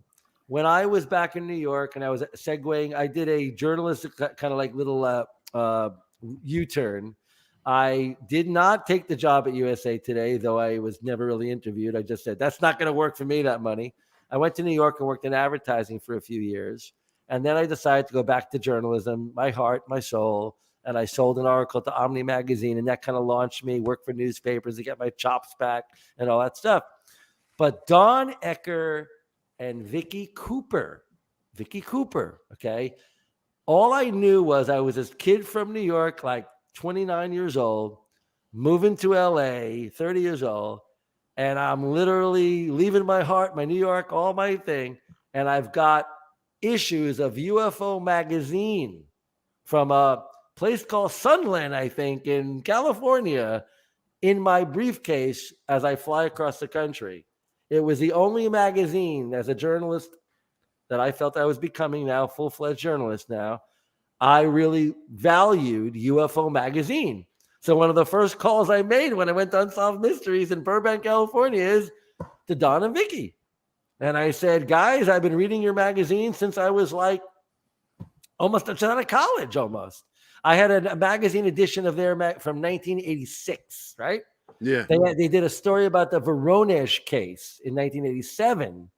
I was reading this is a case in Russia, which is fascinating. And to this day, Don, what do you make of the Voronezh case that you and Vicky broke? I know this is crazy I'm bringing it up, but I want to bring it up. The New York Times back then in the early 90s, okay, the late 80s, they weren't doing UFO stories, okay? But in 1987, I'm going to my job in Manhattan still doing the advertising gig in New York, and I'm reading about on the front page of the New York Times, the New York Times did a UAP, whatever, forget that. They did a story, aliens land in a Russian park, on the front page of the New York Times. Yeah. And it was written by TASS, the communist paper, and they were claiming that a guy had gone out with these dowsing sticks and had been able to see where the aliens walked around. And allegedly the story was a soccer game was going on at night. The fans were watching. Fucking soccer fans. No, an alien landed, and the alien got up. It was like a 9-foot tall alien, robotic-looking creature, and one of the kids freaked out, and it went like this, and like the kid froze, and it was all written up like a major story. Yeah, shit. I actually that case was the first time that I received a call from Larry King Live. That was my first national major television appearance. I knew it. And who interviews me? Not Larry King. He was on wedding number 17 or 19 on his honeymoon, right? Pat Buchanan. Pat Buchanan. 1992 Republican presidential Amazing. wannabe. Yeah, Okay. great. Good figure, yeah. So I go in there. Okay. I go to CNN down in LA. They wire me up. They have this guy on in DC by the name of Peter Adams. I'll never forget that. And this guy just started poo-pooing everything. He was a defense writer, okay, for Department of Defense. He wasn't officially government or anything, but, typical skeptic. And later, I did a typical Don Ecker, okay, during a break. I didn't know the guy could hear me. And I said, where did they find this son of a bitch? Hot mic moment. Hot mic. Where did they find this son of a bitch? But Don, so Don has a couple of great stories to tell. He broke stories that were national. He broke the STS-48 case, which he wants to talk about, which I'm sure. But these are cases that was where a shuttle mission has a camera, spied on the Earth, and it does look, for all intents and purposes, like some kind of UFO was navigating around the Earth. It went back, like made a turn that nothing can really make that we know of. And this rocket or a laser or God knows what, something seems to shoot at this thing and it flies off, all caught on video. Now, NASA claimed it was space pee affected by the rockets, and it was like something, but it doesn't. Don went on Larry King. Don, talk about that. What happened there? Well, I knew by this time when that case happened, I had received a call from a UFO researcher back in Dundalk, Maryland, by the name of Don Ratch, and he said, "Hey." Right. He said, I've got a video here that we downloaded from a live link from the space shuttle that, man, you ain't going to believe. And I said, well, what is it? And he told me. And he said, look, I'll send you the video. Okay. So I said, cool. So he mails it out to me. Now, Bob, this shows me that even then, Vicky and I were being watched. I'm Okay. sure you were back then. The day the video arrives at my house, and I open it up and I look at it, I called up 2 or 3 close friends and I said, hey, I got this video. It's supposed to really be hot. You want to come over tonight? We can sit around in the living room, drink some iced tea, whatever, and watch this video. This is really supposed to be a game changer. And they all said, yeah. So a little bit later, the phone rings. I answer it. It's Dr. Bruce Maccabee. Maccabee, the only time in my life that Maccabee called me up and said, hey, I'm out here in California at a conference, and I just thought I'd give you a call, Don, and see how you and Vicky are. And if you're not busy, I thought I'd drop over and say hi. Now, if you know Maccabee, that ain't fucking Bruce Maccabee, okay? That ain't him. And Bruce and I were never what you would call the kind of buddies that would go out and have a beer. But I said, Just sure, swap and spit, Bruce, walk along come on over. the beach. Not going to happen. He comes over, walks into my house, says hi to me, says hi to Vicky, sits down, and that's about the last fucking words out of his mouth. All my friends are there. I pop the videotape in, turn it on, and we watch this amazing sequence. The space shuttle is above Australia and New Zealand. It's flying along, going about, 19,000 miles an hour. Suddenly, above the limb of the earth, this blob rises. Okay. Now, there was a lot more going on in that video than just. I would say, but wait, hold on. It looks like a UFO comes up out of the atmosphere of the Earth very clearly. It's not just a blob. Suddenly, yeah, it looks like a UFO. As we're watching this thing come up, and below over Australia, they're having a hell of a rainstorm. You can see the lightning flashes. Suddenly, the whole screen for about a half second blanks out in a brilliant flash of white. Suddenly, through the screen, this streak goes directly at the UFO.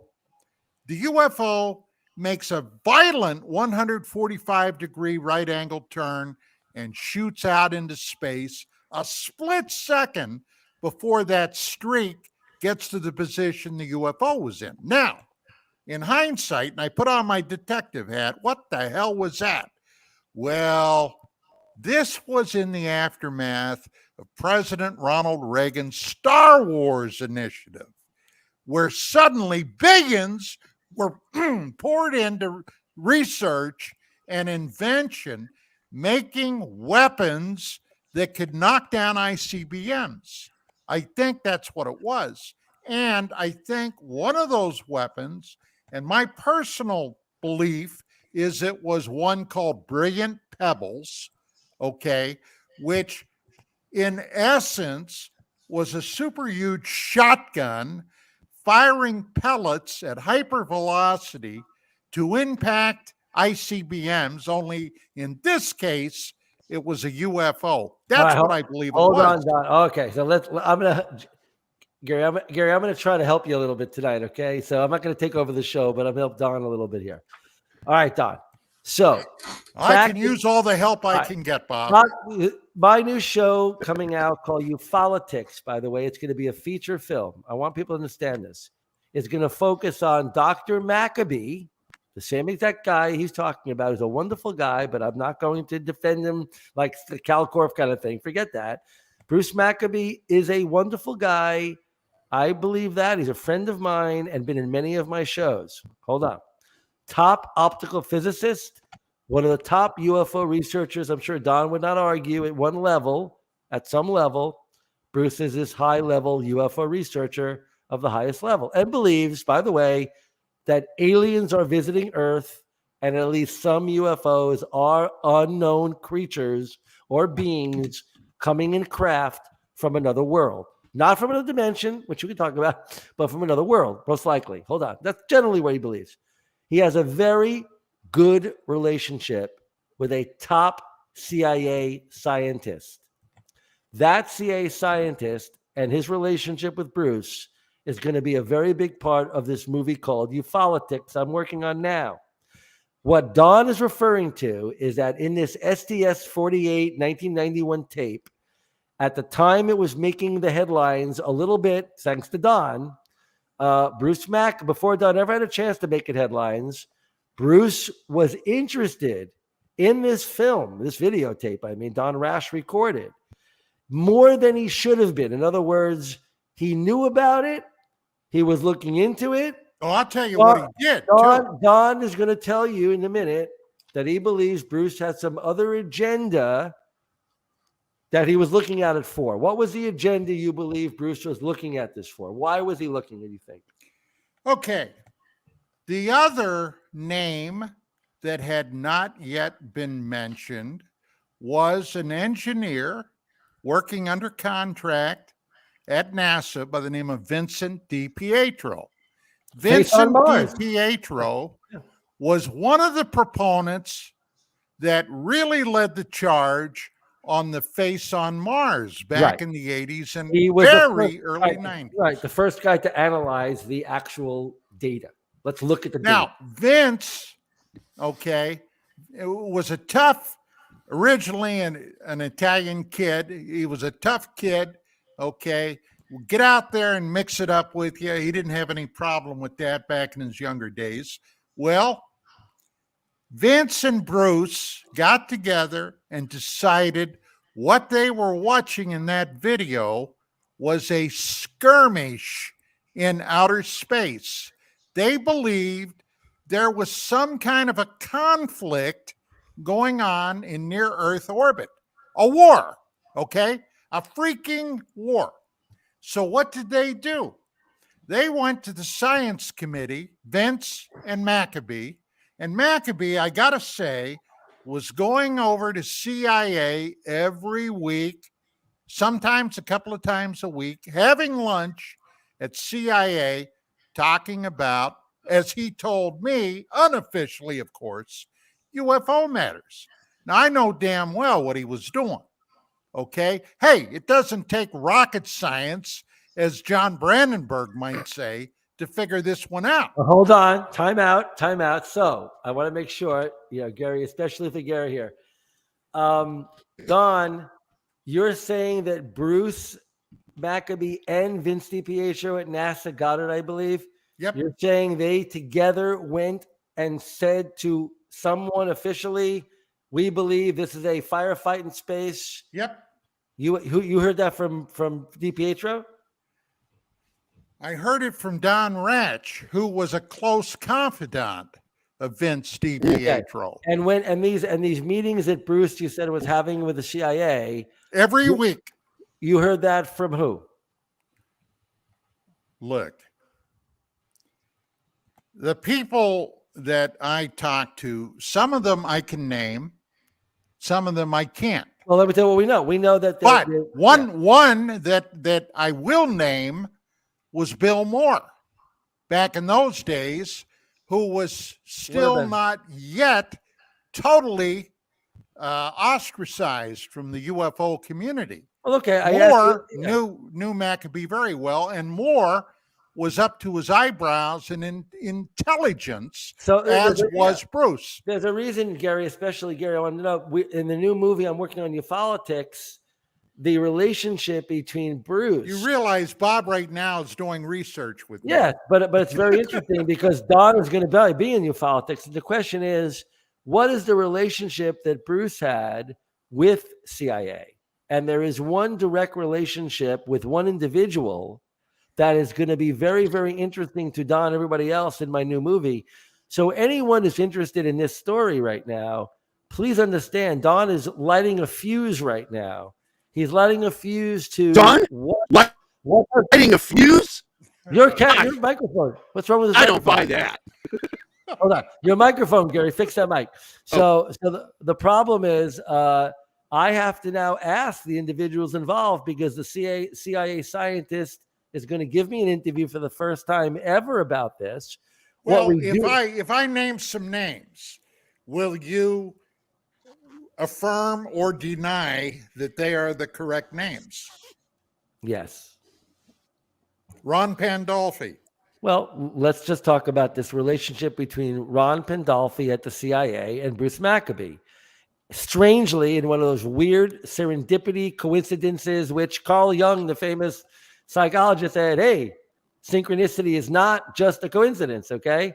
Okay, now you're getting into my field because I'm a Jungian. Hold on. Good. Carl Jung. I love him. Carl Jung said it's not just that. It's paranormal in some way, right? Some other weird thing. So in the same edition, I wrote the cover article on the Face on Mars in Omni Magazine in New York. You open up the same edition, and there's an article about Bruce Maccabee and Dr. Ron Pandolfi at the CIA. And they do confirm what Don just said. And I know this to be true from Ron himself and Bruce. Bruce was invited to the CIA to have these paper bag lunches with members of the CIA. And basically over lunch, they would talk about UFOs. Now, it seems innocent and enough. UFO people. Hold on. It seems innocent enough. But one has to wonder, why would someone at CIA, even if you have a friendship with Bruce Maccabee, why would you allow that? Or why would you even encourage that? What is it going on? Now, wait, is it just your personal interest?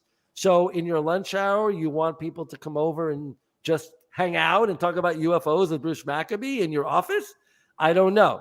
Ufologics, the new movie, will get into all of that. And you will love this because Don will ask these very, very exact questions. What happened in STS-48? What happened? I can tell you right now that we will get into this. And for the first time, people will hear what's really going on. Don is onto something because I did find out recently there's some corroboration for what Don is implying, that the relationship between Bruce and CIA might be more than just a friendly connection. There might be more than that. And by the way, I'll tell you there is more than that, but you're going to have to watch the movie to know. Well, wait a minute, Gary. Wait a minute. Sure. He'll get it out of me. I know Don will get going. This is the chase. All right. We're going to cut directly to the chase. Cut it, Maccabee came to my house for one reason. He wanted to see what Vicky and my reaction would be to that video and the people that I had there, which tells me that he knew I was going to get that video before he ever called me. He knew it. He knew that there were going to be people there. Somebody told him to go in and gauge the reaction, and he would go back to CIA and do a report report. on it. Yeah, hold on. Wait. It would be interesting. It would be interesting to file a Freedom of Information Act request to CIA and FBI to get my fucking records to see what they have. You're not going to. I can hardly wait to go to bed tonight and see lights outside my house watching. Journalists are interesting. I feed off Don. See, Don brought up an interesting point here.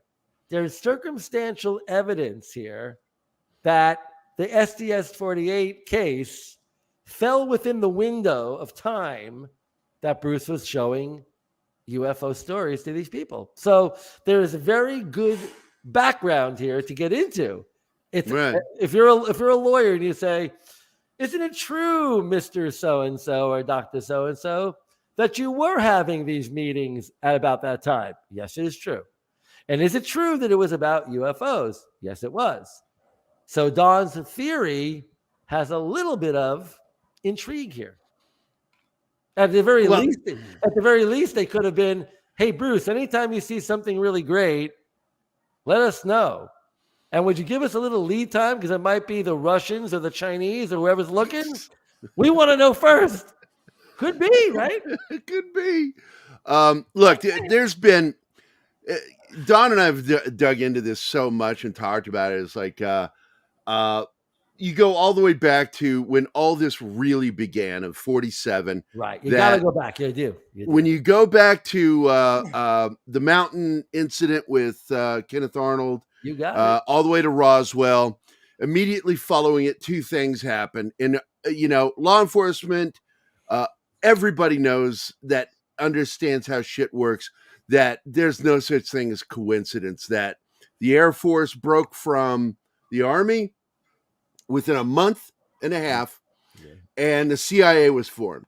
And Forrestal kills himself, jumps out of a window. That's the one that people have to really think about, is James Forrestal. I mean, there's a guy, our young people today have no idea. Imagine the guy in charge of our defense is starting to act nuts. He's right after Roswell, right after 1947, summer 47, he starts to act weird. He starts saying things like, they're threatening us, I'm worried. He ends up in kind of a mental institution and jumps out of a window, according to people. And what was his position, Bob? Don, you tell us. Secretary of Defense. Yeah, I just said That's that. right. Defense Secretary. So the defense secretary that was in charge of our world's defense, essentially, at the time of World War II ending, he's so freaked out after the summer of 1947, he can barely contain himself, and he allegedly jumps out of a building. Many people think he was pushed. He was killed. Yeah, it sounds like assisted defenestration to me. Yeah, it sounds like what? Yeah, didn't they do a assisted defenestration documentary on him? Yeah. What was that, Jerry? Gary? Didn't they do a documentary on him? I don't know, but this is one of those stories that have never really been done. There's been a few, cable television, as Fox told me recently, Fox Network, they have glommed onto these subjects so much they've regurgitated over and over and over and over. But there have been portrayals of Forrestal's story within certain series and whatever. But no one's ever made like the definitive James Forrestal movie, which I think someone should. And it's going to require. I think that would be really neat. Oh yeah, Don, what do you think of a James Forrestal movie? I think that would be brilliant. It's a brilliant. Let me use a British term. That's a brilliant idea. I'm thinking about it. So anyway, also being entertaining. Here's the thing about 47. 47 was, in the course of human events, a pivotal year. As you pointed out, Gary, the CIA was created, okay? All during World War II. We didn't have an official, we had military intelligence, and we had the OSS, which was kind of a quasi-cowboy commando deal. But then they were troublemakers. It was really the Brits their job. had MI5. Gary brought up a very interesting point. If you crystallize those months, those like 18, 24 months that launched the UFO, how much happened in that little period of time that are all connected? Amazing. All in my alien autopsy, I agree with you so much. If you look at the alien autopsy and at the beginning of our show, we had a 15-second animation. We did our budget was tight, as Don said, because we had to pay for the footage. The footage cost so much money. The rights to the footage. Someone asked about a rights issue before. If you want to talk about that, so the rights to the alien autopsy film cost so much, right? The video footage, but we did an animation, and in the little animation, my late dad, actually helped design this. We tell the story in 15 seconds. The atomic bombs go off. The UFOs come flying in. The government covers it up and doesn't know what to say. And that's where we are right now. Well, here's the other thing. Right? And this is something that neither of you two mentioned. And it's probably the most ominous of all. We got the CIA. We got the Air Force. Okay. What else do we get? We got the National Security Act. Mm-hmm. Now, even at the height of World War II, we didn't have a National Security Act. We had the Manhattan Project, which was at that time the most secret project ever, but we didn't have a National Security Act. And what does that act say? That if there's an imminent threat to national security, any means can be used to maintain it up to and including killing an American citizen. premeditated murder. Hold on. Okay. Time Yep. out. Right here. I want to see that document whenever you have a chance. Hold on. Because I want to see where it says even the killing of human beings is okay. But number two, I want to understand this. When the national security state was put into effect, that was after the summer of 1947. So the timing of those agencies forming is very suspicious if you're a UFO researcher looking at 1947 going, what the heck happened in 1947? Okay, fine. But then you get into some interesting things.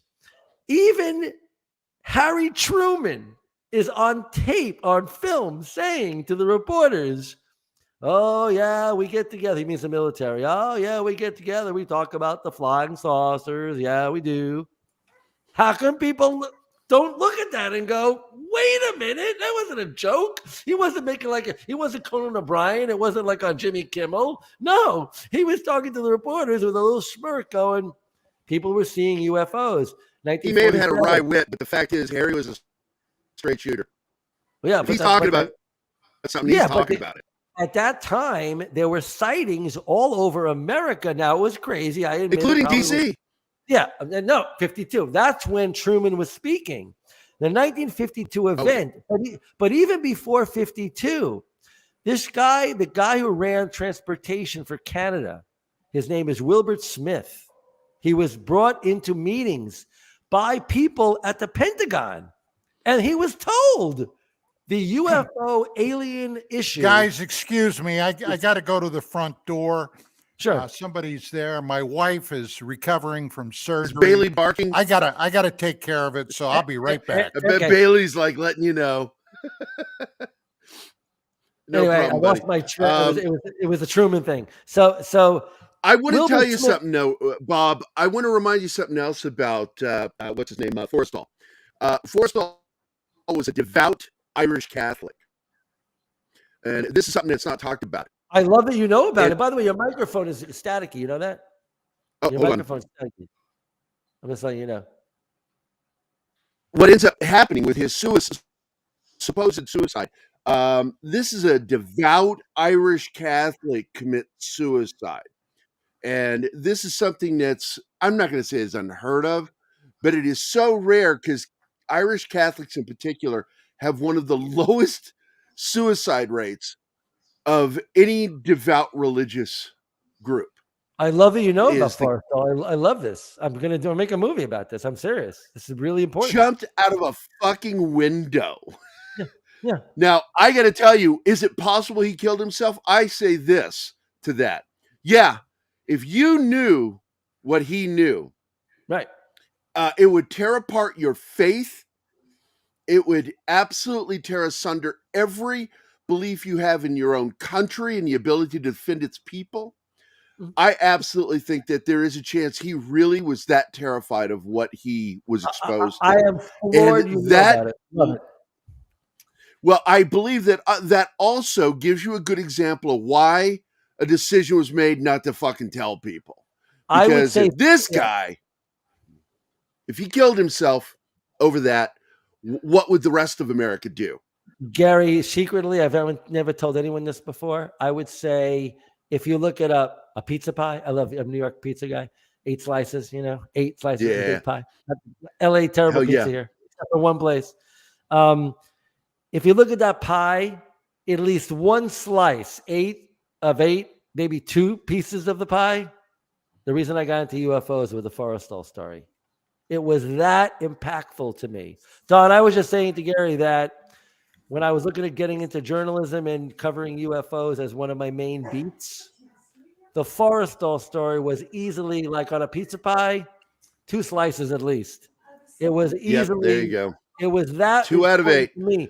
And I've never done anything on it. And I'm telling you now, I'm thinking about today, and I thought about a lot. Hey, well, we'll talk. We can talk after the show. We're almost at the end of the show now. You might be in it. Well, I would like to talk to you about, just a few things. But before we go, I wanted to reiterate what I said, Don, that he was a devout Irish Catholic, Forrestal. And for him to have killed himself, if he did actually do it, what was so fucking horrifying to him that would Well, you crush his see, faith. this comes back to the paper I'm writing right now. All right. Okay.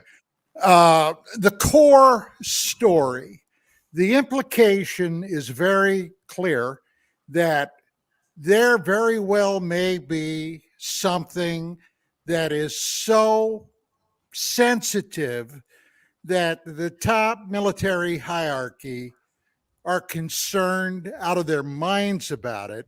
And that's one reason why the government did not then, nor will now, ever disclose everything they know about it. Right. The implication is that bad things would happen if they did. Yeah, exactly. So I cut it, Martin.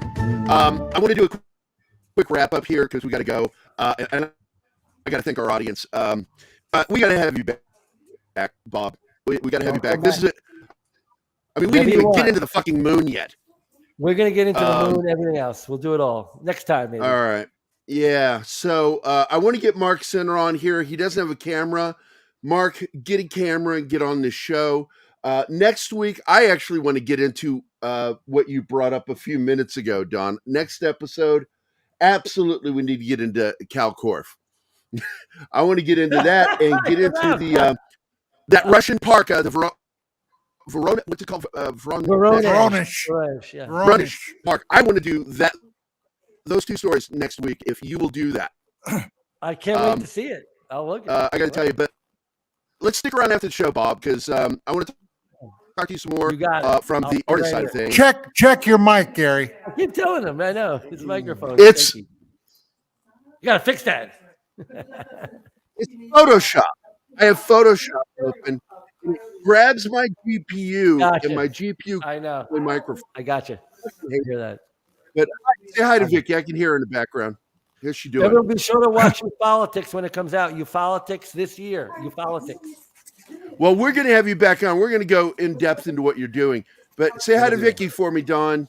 Yeah, will do. You too. Hi, Vicky. Okay, so I'm going to invite our members to join us for a few minutes. So stick around, Bob, for a few minutes to meet members of our channel that pay to meet you. I love it. But I do want to say, great question. John Osteen, you nailed it. Mark Center, great questions. Monkey Jeebus, keep smoking that weed, but you do ask some good questions. For all the backdoor breaches, you get one video for this show because I got to tell you, Bob, you absolutely filled this 2-hour show today. Cool. So I didn't get to do my videos, and I owe these videos to our. Can I pick them, Gary, or can I pick them? Oh, you did. You totally did. So here Don. are your videos. Like, wouldn't you know that back door would trigger a trap door? Yeah. Strong. I'm gonna go check the back door. Open your back door, baby. Loosen your hinges, I'll show you my key. Front door team and back door team. There we go. We got all of them out of the way. It's. I'll tell you real quick before we go, Bob. What it is this. Polly from Latino Slants, it's a popular show on YouTube, jokingly called me Backdoor Gary. And it just became a thing. It's hashtag Backdoor Gary. You know, Jim Morrison from The Doors, Backdoor Gary. Yeah, Backdoor Gary. And it's just so fucking, it's all over. I do other shows and they all joke about Backdoor Gary. And I'm like, what the hell? I'm just going to, because at first I was like, you know, I'm not really into backdoor play, right? And they're like, doesn't matter. It's a thing now. Get used to it. And that's it. In the military, they taught us, and Don knows this as well as I do, get comfortable with the uncomfortable. So I've just embrace the suck. Embrace the suck. That's right. Suck it up and drive on. Bob, stick around for after the credits. This is the end of the show. I want to thank everybody for being here. You guys know who you are. We're at the end. I'm sorry. We gave you way too much content to be able to say all your names at the end of the show, and it bugs me. But members, I'll be sending you an invite here so you can jump in with me. Fuck it, I'm going to be throwing it into the chat so you can join us. So keep your eyes on the chat. And actually, Martin, go ahead and do it. Send them the link right now in the public chat. Join us in the after show and meet Bob and find out why this was such a great episode. And I think, and it was said several times in the chat, really good episode. Great. This was fun. Thanks for being here, Bob. My pleasure. Don, thanks for being a mensch. John, thanks for not talking a lot during the show. I appreciate John, it, you need to talk more, John. John, stop talking so much, John. You're dominating. And Martin, I want to thank you for being the right side of my brain. The chat, we love you. You guys are the best, and we have the best audience. Look forward to seeing you guys behind the scenes, and we'll see you tomorrow with Fantastic Thursday, where we talk about the rig again with 6, and then we're going to dig deep into another show, Vox Machina. All right, guys. I'm out of here. Fuck off. Get out of here. Go do something else today. So, all right. Bye, guys. Hey! Are the credits playing? I don't know. Is it over? Is it over yet? No. I got to do it. No. Martin doesn't. You son of a bitch!